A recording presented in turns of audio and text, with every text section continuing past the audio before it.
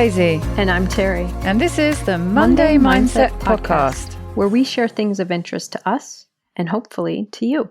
So let's get started with episode number 246. And this week, it's Daisy's turn to share something with us. Daisy, what do you have? Well, Terry, before I tell you what I have, I will just share with you some James Clear. You know, I get his newsletter.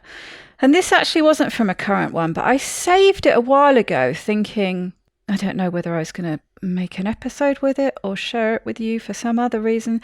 I mean, you know, he's almost always relevant. But I just had a look and it really fitted in with the things we were talking about last week. So I thought I would just share some parts of the newsletter with you. The first two are a couple of his quotes. And this is along the lines of that voting for the person you want to be. Decide the type of person you want to be.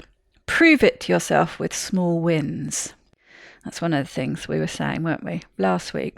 This one is something that you talk about all the time too. The more an idea is tied to your identity, the more you will ignore evidence it is false. People seem to have no trouble finding reasons to ignore the merits of ideas they dislike. To continue to grow and learn, you must be willing to update, expand, and edit your identity. In many ways, growth is unlearning. I thought that was very good. And he also shares from other people, and this is just a little snippet from an Emily Dickinson poem. For anyone who's interested, it is poem number 690. Forever is composed of nows. So I thought they all tied in very nicely with, well, things we quite often talk about, but in particular as a good follow-on from last week.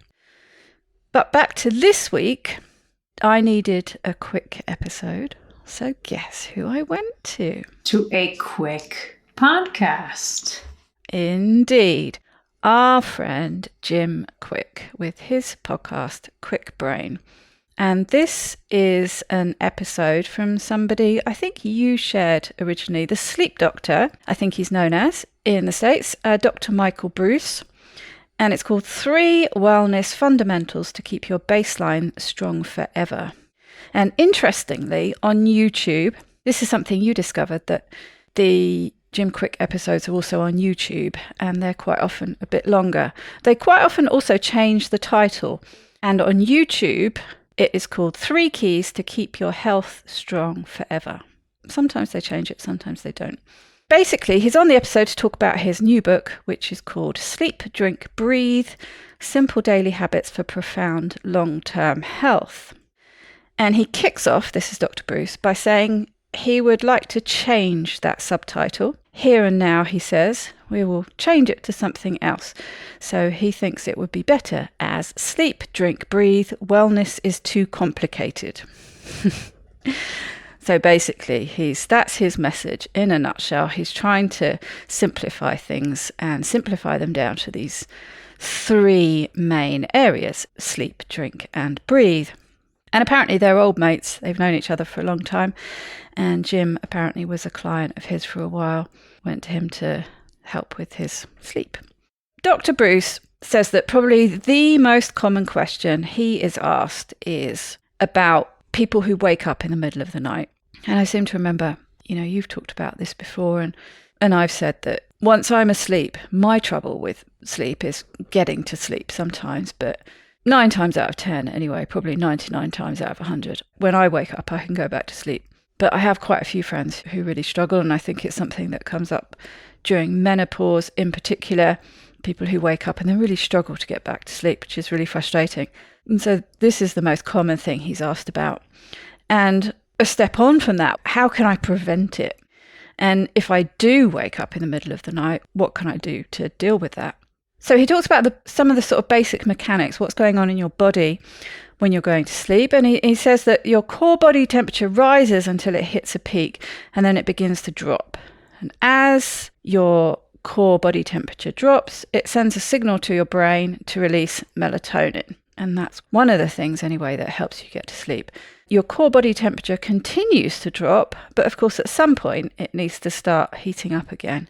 When it heats up, you automatically go into a lighter stage of sleep. And this happens for everybody. And actually, he said, most people do wake up when that happens. But the big difference is whether you just roll over and go straight back to sleep or you don't. So he says it is a natural rhythm. It's not your fault unless you're doing something that's really likely to impact your sleep. So, you've drunk a lot of water before you go to bed. You've had caffeine after a certain time in the day, consumed alcohol within a couple of hours of sleep. Those are just some of the things he lists. But, if there's nothing particular that you've done to impact your sleep, it's not your fault. It's just something that happens and different people react differently. So what to do to get back to sleep? And of course, there are lots of tips in his book, but he does share a few quick tips. He says, unless you really need to, obviously, then you need to get up to pee. But he says, don't just do it kind of as a habit. Don't get up to pee unless you really need to. He says that the trouble is the action of getting up and moving elevates your heart rate. And to get to sleep, your heart rate needs to lower. He did quote what it was. I think it was something like 60 beats per minute or something. But he says, your heart rate needs to be a certain count to get to sleep. So just the action of getting up and moving around is going to make it that much more difficult for you to get back to sleep. So the tip here is to lower your heart rate. And he suggests 4-7-8 breathing. And he says this does two things at the same time. One of those is counting, and counting acts as a distraction. You're focusing on that, which helps stop your brain going off on one, basically. He calls it monkey brain. We've all had that where you start thinking about stuff and that's going to make it really difficult to go to sleep. So that old counting sheep, well, it's a similar thing, just focusing on that counting. In for 4, hold for 7, out for 8. And of course, at the same time, you're doing this breathing technique, which is lowering your heart rate.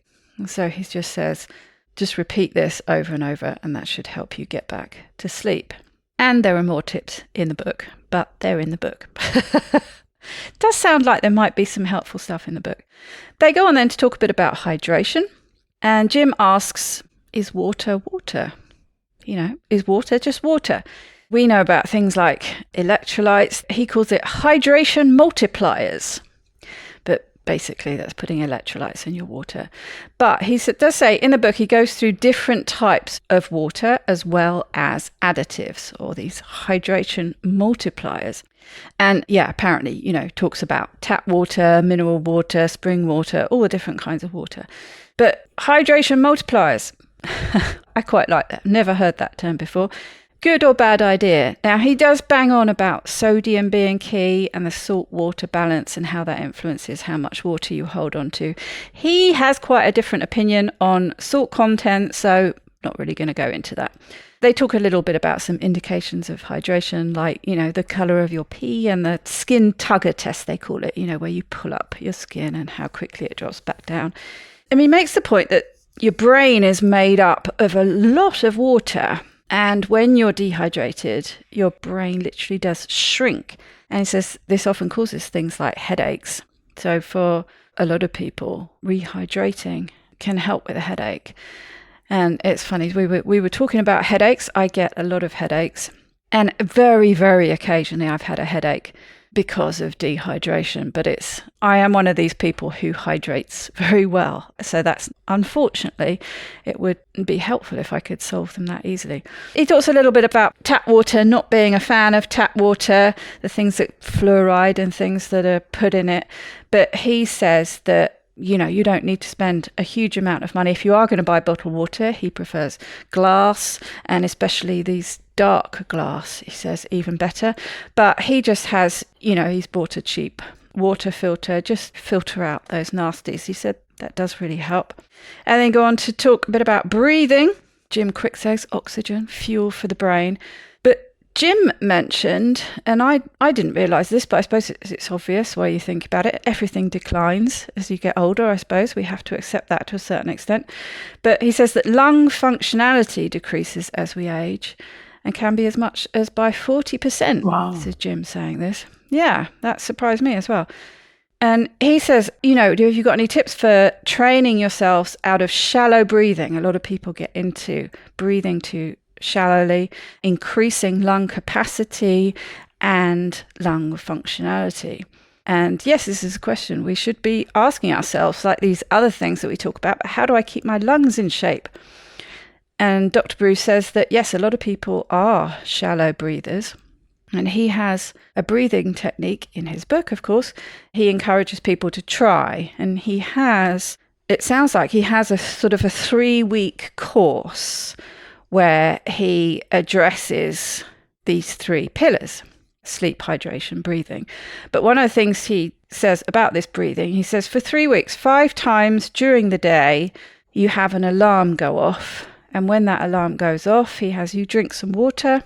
And then he also introduces you to a range, it sounds like, of a lot of different breathing techniques. So he gives you all sorts of different ones to try. And he says, they're quite fun. He doesn't tell you much more than that. You've got to go and get the book. But what he says, though, is if you do it for a while, and presumably this 3-week period is the sort of amount of time that you need, you no longer need that alarm system. You'll just naturally do it. Your body will start getting into the rhythm and habit of it. And so it's a 3-week step-by-step plan. That's pretty well it, really. So they gave you some tasters of what's in this book and a few little things to think about and some tips to take away. I thought that bit about the getting back to sleep, just a quick technique for that. And I don't know, we don't know the precise breathing techniques he's going to get you to do, but, he's kind of told you there, you could set an alarm for 5 times during the day. And when that alarm goes off, have a drink of water and do a breathing technique. I mean, we've mentioned a few on this podcast. Just need to get on Google. You can make your own plan. He ends the podcast. Jim asks him one thing that he's currently learning about or is particularly excited about. And apparently he's doing some research at the moment into plant medicines. It's interesting, cannabis and psilocybin. He might be writing a book about that.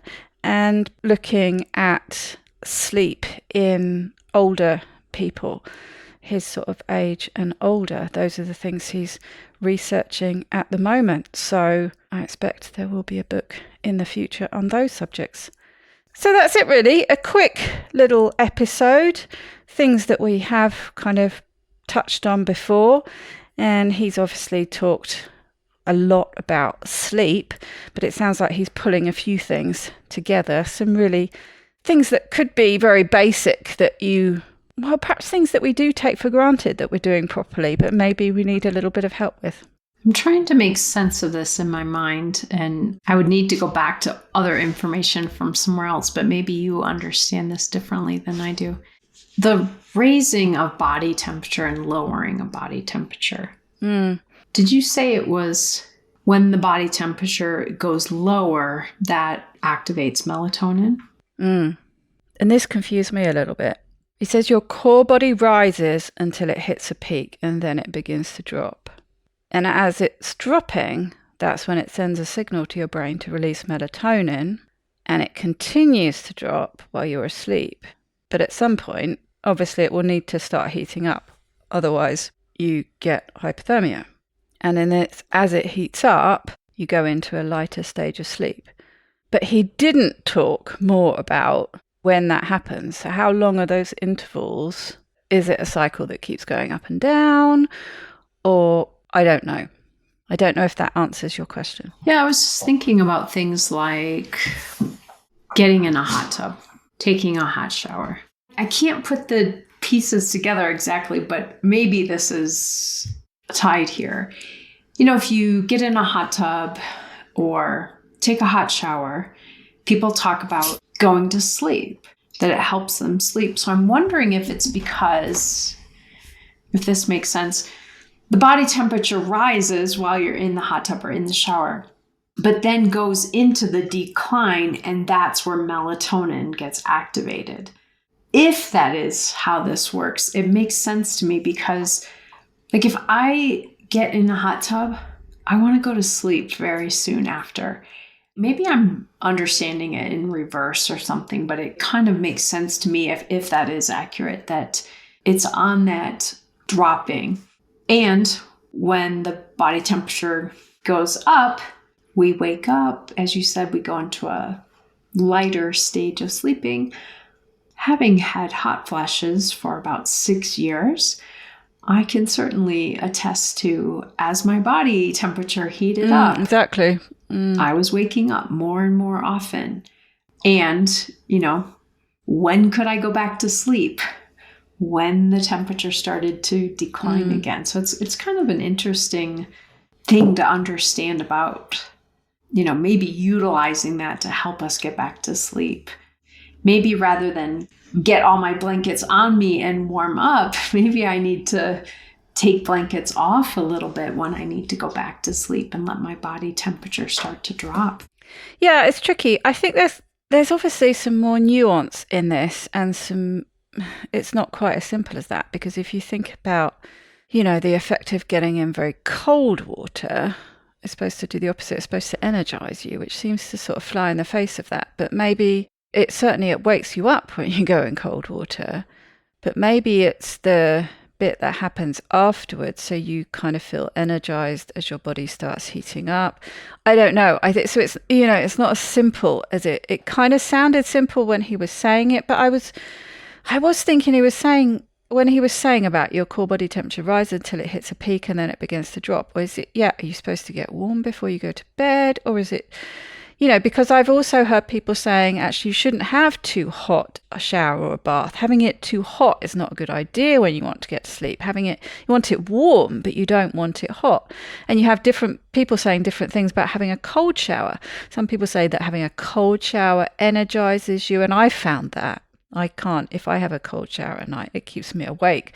But other people have said that having a cold shower helps them go to sleep, because perhaps it helps them cool down. It's tricky, and I guess it depends what the ambient air temperature is.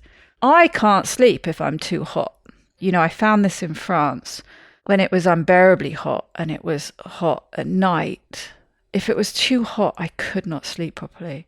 But I also can't sleep properly if I'm too cold. So I think there's a lot more. It's not quite as simple. But yes, I think in the context of going to sleep, as your breathing slows, I think your core body temperature goes down.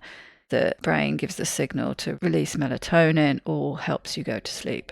And yes, absolutely. If I've woken up earlier than I normally would, or a time I don't normally wake up, it's quite often with, I've got a hot flush going on. That definitely does wake you up. So there's some things in there, but just like you sort of pick up, I'm not quite sure on the detail of that. Exactly how does that work? I'm not quite getting the logic. I felt the same thing. So maybe there's more in the book that explains that. I sometimes, I guess part of the confusion for me, now I need to do some research, is by taking a cold shower, does that make your body core temperature rise because it has to activate due to the cold? And, again, then which does that do? Does that help you go to sleep, or does that keep you awake?